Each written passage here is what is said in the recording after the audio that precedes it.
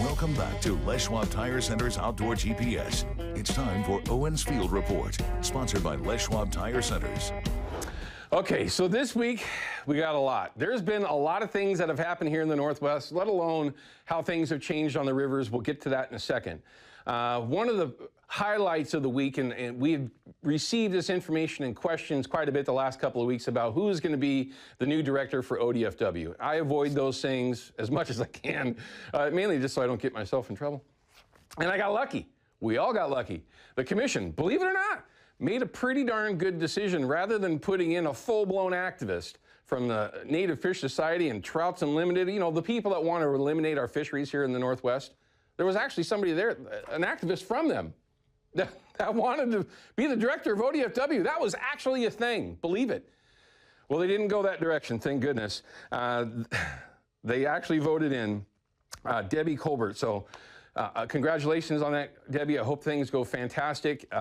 Please help our fisheries. We need more fish in the rivers. It's just that simple. That's as far as I'm going to go with that because it could have been so horrible. Anyway, so thank you for the commission of making a decision that we all think is at least the right one based on the options that you were given. All right, last week I had mentioned that I was going to eliminate that concern in the back of my head about my boat being hot, right? After having a chance to talk with Nick Popoff here a couple of weeks ago when they were here in the studio, he has had one installed on his boat. He had seen fish coming into his gear and actually leaving, right? Having an isolation anode attached to his boat, swore 100% that he was seeing significant improvements in bites. You know, he's got the forward-facing sonar, the live scope thing. Now he's seeing fish come into his gear and stay there and bite, or at the very least not get detoured, right? After making that change. Well, that's all I needed, right? Because that's back of your head, you know, you're thinking, is my boat hot? And we've talked about this several times over the last couple of years. Tested it last year with Guy White from APG, that's Autopilot Guy Marine. Tested it last year for me, and we didn't find anything that said, you know, that it was obviously hot, right? And he's using an ohm meter and different tools to determine if the boat was actually quote unquote hot. Well, last year he's like, hey, you know, we can do this and just eliminate this issue, and I didn't do it because at the time he had said, I can say that your boat's probably not hot. Well, I was still not being as successful as I was hoping for. I went ahead and had it installed anyway, and best $300 that I've spent in a while. And I can tell you that as soon as I got on the water, I hooked a fish. And there's one right here. Hopefully, Ryan, I'm not going too fast for you. But this is just a typical terrible photo for myself. I got fooled, so forgive me for that, but I am in Oregon, and this is a Willamette fish. I didn't see that stupid little thing right there. Fish was released instantly, but I can tell you that, yeah, I got out yesterday, dropped the hook in the conditions that we had, and got lucky and got bit. Actually, had a couple of opportunities. This one was just, I was lucky enough to land, but it had too many fins on it. In the end, when we get to these river levels, you're going to see how things are changing and being, I would say, borderline perfect. And there's a number of reasons for that. Thank you, Millennial Baits. It's just saved my season. It seems like everything that I'm catching is either with the coon shrimp or the prawns or that mulch in the stuffer baits. You know, I just can't thank them enough for making a good product. And all the other manufactured products are working well as well. That's just what I'm having my success with. But yesterday, prawn spinner. Got 2 bites on it, rigged differently too, by the way. All right, let's go ahead and take a look at the fish counts, just give you an idea what's going on. They have not updated the Willamette. A lot of people, you know, griping about what's going on with the numbers, and I get it, right? But the river was massive here the last couple, well, 5 or 6 days. That's absolutely going to kill that migration. You can see how it kind of dwindled down from a total of 50. Wow. I would assume, though, now that the river is dropping back into shape and is doing it quickly, that we'll see a big push go by as the temperature starts to come back up. It was 51 degrees yesterday, which was great. 43.84 yesterday over Bonneville. Now at 61,000 total. When we get to that 10-year average, you're going to scratch your head a little bit because nothing's come out when you're talking about getting us another opportunity back out there. At the very least, with that number drop again, we are behind last year's numbers. So I don't know. We'll just kind of have to see how things happen. I would really just love to get back out for a little bit of time below Bonneville for springers, but we'll see how things play out. Here's the Willamette. Yesterday when I got on the water, it was right up in here. What is that? That's 12.5, and it dropped quickly, right? And it's going to continue to do that and then level off by Tuesday. Right now with the level, the way that it's dropping and the turbidity, I mean, yesterday again, when I got on the water, it was right around 10, and I could see that water clearing while I was fishing. The sun makes it easy to determine that, but you can see how quickly that, that turbidity is going down. We got a small window here. Josh and I have been talking about this prior to the show starting. It's a very small window when everything is perfect, right? When the water's dropping and the turbidity's dropping, the temperature's right in the low 50s, 51, 52, depending on what fish finder you have. Everybody seems to be a little bit different. The conditions yesterday, today, tomorrow are, I would say, just about perfect. And there's been quite a few fish getting caught this morning already. Yesterday was a pretty darn good day throughout the entire system. And the day before was also very good with the turbidities in the 11s and 12s. So the fish are there.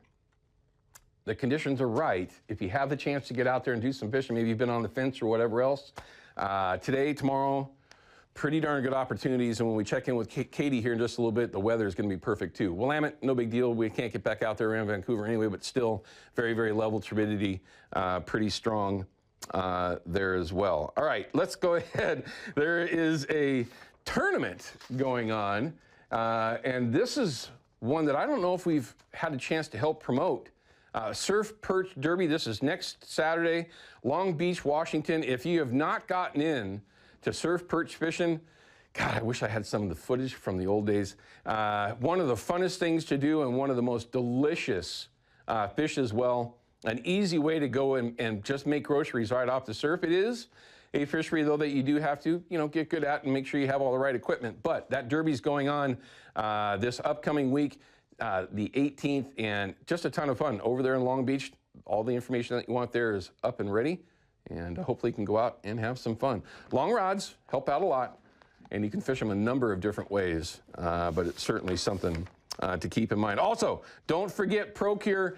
Send Jason an email, have your chance to win that weekly prize pack that is chosen every Monday morning. So if you do send him an email, look to that email, your email, Monday morning, and hopefully you'll be told that you are the winner. Be nice, wouldn't it? Let's go ahead and check in with Katie Suniga and find out what the weather's going to be like. Yesterday was full-blown hot. It was nice, but it looks like today's going to be pretty darn nice as well. I would say very warm. That's the word that I would use for today. We made it to 91 yesterday. We're looking at making it into the upper 80s today, like around 87, 88. Starting off in Vancouver in the mid 60s. Now here's what we have. The winds have shifted. We had that east wind last night, shifted to now a west wind going through the gorge. We have a northwest flow here coming. That's what's brought the clouds to the coast. They'll thicken up overnight tonight. And then as we go into tomorrow night into Monday, we'll start to see the changes for us. Originally, models were showing a chance for showers on Monday. That still could happen, but as we're seeing now in these updated models, it looks like we could see another dry day, just be a bit on the cloudy side, and then keep a few clouds as we go into the middle of the week. We also have some disagreement once we get through Wednesday. Right now, everybody agrees we're seeing a trough come down. That's what's bringing the clouds in, that northwest onshore flow, bringing our temperatures down. But then once we get past Monday, Tuesday, and we get into Wednesday, you see the center of high pressure right here. Some models, like this one, have it just sitting right there and not going anywhere. Others have it on Thursday starting to move in and comes and pushes all of this up away from us and settles in over us. What that means is once we get to Wednesday, there's not an agreement. So we're having to do a bit more work, look at other factors, other things to see what we believe is going to happen, because they do not agree that it's going to be one way or the other. Some have us wet and cold, others have us dry, sunny, and hot back up in the 80s. With the conditions as we see it, this is what we're looking at. Pretty mild, average, maybe slightly warmer than average, and likely dry for our 7-day forecast. But Owen, be expecting that Thursday, Friday, and Saturday to be changing as we get closer.